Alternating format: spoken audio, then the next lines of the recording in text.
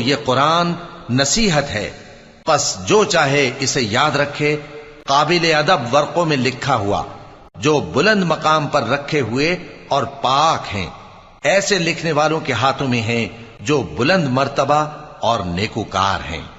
انسان مارا جائے، یہ کیسا ناشکرا ہے۔ اسے اللہ نے کس چیز سے بنایا؟ نطفے سے بنایا، پھر اس کا اندازہ مقرر کیا، پھر اس کے لیے رستہ آسان کر دیا، پھر اس کو موت دی سو اسے قبر میں پہنچایا، پھر وہ جب چاہے گا اسے اٹھا کھڑا کرے گا۔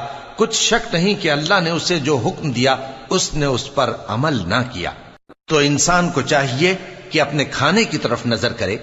بے شک ہم ہی نے پانی برسایا، پھر ہم ہی نے زمین کو اچھی طرح پھاڑا، پھر ہم ہی نے اس میں اناج اگایا اور انگور اور ترکاری اور زیتون اور کھجوریں اور گھنے گھنے باغ اور میوے اور چارہ، یہ سب کچھ تمہارے